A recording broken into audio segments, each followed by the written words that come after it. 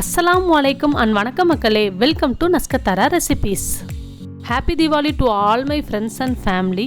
இன்னைக்கு நம்ம சேனல்ல மினி நட்ஸ் ஜாமுன் எப்படி ரொம்ப சிம்பிளா கிராக்ஸே இல்லாம பண்ண போறோம்ங்கறத இந்த வீடியோல பார்க்கலாம். சோ வீடியோவை நீங்க லாஸ்ட் வரை பாருங்க. இதுவரைக்கும் நம்ம nASKath ரெசிபீஸை நீங்க சப்ஸ்கிரைப் பண்ணலனா மறக்காம சப்ஸ்கிரைப் பண்ணிக்கோங்க. அப்படியே பக்கத்துல இருக்க பெல் ஐகானை கிளிக் பண்ணிக்கோங்க. அப்பதான் நான் போஸ்ட் பண்ற வீடியோஸ்லாம் உங்களுக்கு உடனுக்குடனே வந்துட்டே இருக்கும். இப்போ வாங்க நம்ம வீடியோக்குள்ள போயிரலாம்.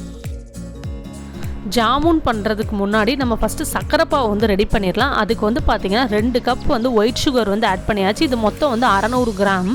அதுக்கு ஈக்குவலாக வந்து பார்த்திங்கன்னா தண்ணி வந்து நம்ம வந்து சேர்க்கணும். அதே 2 கப் வந்து தண்ணியை வந்து சேர்த்தாச்சு. இந்த சர்க்கரை வந்து நல்லா கரைஞ்சதுக்கப்புறம் பார்த்திங்கன்னா 1/4 டீஸ்பூன் ஏலக்காய் பவுடர் ஆட் பண்ணிட்டேன்.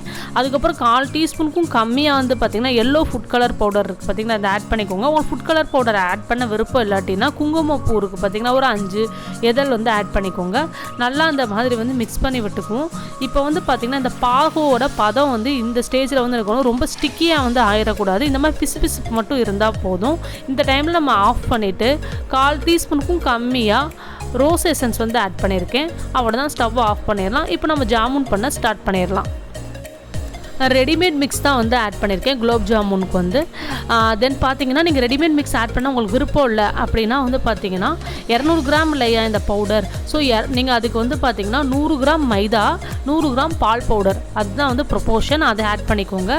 அதுக்கப்புறம் நம்ம இன்றைக்கி மினி நட்ஸ் ஜாமுன் பண்ண போகிறோம். அதனால் நான் என்ன பண்ணியிருக்கேன்னா ஒரு 7 பாதாம் இருக்கு இல்லையா, அந்த பாதாமை லைட்டாக மிக்சியில் பல்ஸ் மோட ஒரு 5 செகண்ட் மட்டும் அரைச்சி எடுத்திருக்கேன். அதுக்கப்புறம் 100 கிராம்ஸ் வந்து பால்கோவா ஸ்வீட்டன் பால்கோவா வந்து எடுத்திருக்கேன். அதோட இந்த நட்ஸை வந்து நல்லா மிக்ஸ் பண்ணி விட்டுட்டு இந்த பவுடரில் வந்து நான் வந்து ஆட் பண்ண போகிறேன். இதை நல்லா ரொம்ப ஜென்டிலாக வந்து மிக்ஸ் பண்ணி விட்டுக்கலாம். ரொம்ப ஃபோர்ஸ் பண்ணி வந்து மிக்ஸ் பண்ண தேவையில்லை. ரொம்ப வந்து பார்த்திங்கன்னா வெறும் நம்ம வந்து நுனி விரல் இருக்குது பார்த்திங்களா, அதை வச்சே வந்து இந்த மாதிரி வந்து கிளறி விட்டுக்கோங்க. தண்ணி வந்து பார்த்திங்கன்னா வெறும் நீங்கள் ரெடிமேட் மிக்ஸ் மட்டும் எடுத்திங்கன்னா தண்ணி வந்து பார்த்திங்கன்னா 4 டேபிள் ஸ்பூன் வந்து ஆட் பண்ணணும். இதுக்கு 2 டேபிள் ஸ்பூன் வந்து தண்ணி வந்து ஆட் பண்ணால் போதும். ஏன்னா நான் பால்கோவா ஆட் பண்ணேன் இல்லையா, அதுவே வந்து ஈரப்பதமாக தான் இருக்கும். ஸோ கரெக்டாக வந்து இருக்கும். நல்லா இந்த மாதிரி வந்து நல்லா பிசைஞ்சு எடுத்துக்கலாம். இதோட டேஸ்ட் வந்து பார்த்திங்கன்னா அவ்வளோ சூப்பராக இருக்குங்க. வாயில் வச்சதுமே கரைஞ்சிரும், அவ்வளோ டேஸ்ட்டாக வந்து இருக்கும். ரொம்பவே சாஃப்டாக வந்து நமக்கு வந்து பார்த்திங்கன்னா மாவு வந்து ரெடி ஆயிடுச்சு. இதில் 2 டீஸ்பூன் வந்து கீ வந்து ஆட் பண்ணிவிட்டு குட்டி குட்டியாக வந்து பார்த்திங்கன்னா உருட்டி வந்து எடுத்துடலாம். நம்ம மினி நட்ஸ் ஜாமுன் பண்ணுறோம் இல்லையா, ஸோ அதனால் மாவு வந்து பார்த்திங்கன்னா ரொம்ப குட்டியாக வந்து எடுத்துகிட்டு இந்த மாதிரி வந்து உருட்டி வந்து எடுத்துக்கலாம். எனக்கு வந்து பார்த்திங்கன்னா மோர் தென் பார்த்திங்கன்னா ஒரு 50 உருண்டை வந்து கிடச்சது. ஸோ இதுக்கப்புறம் வந்து பார்த்திங்கன்னா ரீஃபைன் ஆயில் இல்லாட்டினா கீ, உங்களுக்கு ரொம்ப ரிச்சாக வேணும்னா கீ எடுத்துக்கோங்க. அதை எடுத்துகிட்டு ஒரு கடாயில் வந்து பார்த்திங்கன்னா ப்ரீ ஹீட் வந்து பண்ணிடலாம். அந்த ஆயிலை நல்லா ஹீட் பண்ணிவிட்டு அதுக்கப்புறம் வந்து பார்த்திங்கன்னா நம்ம வந்து ஒவ்வொரு உருண்டையும் வந்து போட்டுடலாம். நான் 3 ஐட்ரேஷனாக வந்து போடுறேன். போட்டு இதை வந்து பார்த்திங்கன்னா நல்லா பொன்னிறமாக வருது பார்த்திங்களா, அந்த ஸ்டேஜில் வந்து பார்த்திங்கன்னா நம்ம எடுத்து இதை அப்படியே வந்து ஜீரா வாட்டரில் வந்து ஆட் பண்ணிடலாம். நம்ம ஆல்ரெடி பாகு பஞ்சு வச்சுருக்கோம்ல, அதில் வந்து ஆட் பண்ணிடலாம். அந்த வீடியோ கிளிப்பிங்ஸ் வந்து மிஸ் ஆகிடுச்சு, சாரி ஃபார் தட். அதுக்கப்புறம் பார்த்தீங்கன்னா அது ஜீராக்குள்ளே போட்டதுக்கப்புறம் நீங்கள் 10 நிமிஷத்தில் வந்து பார்த்தீங்கன்னா அதில் வந்து எடுத்துருங்க.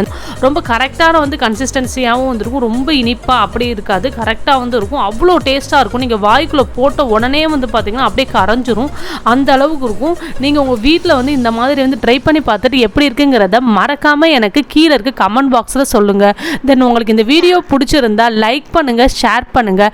மறக்காமல் நம்ம nASKath ரெசிபீஸ்க்கு சப்ஸ்கிரைப் பண்ணுங்க. Until then, it's me signing off. nASKath. மக்களே நல்லா சாப்பிடுங்க, நல்லதே சாப்பிடுங்க.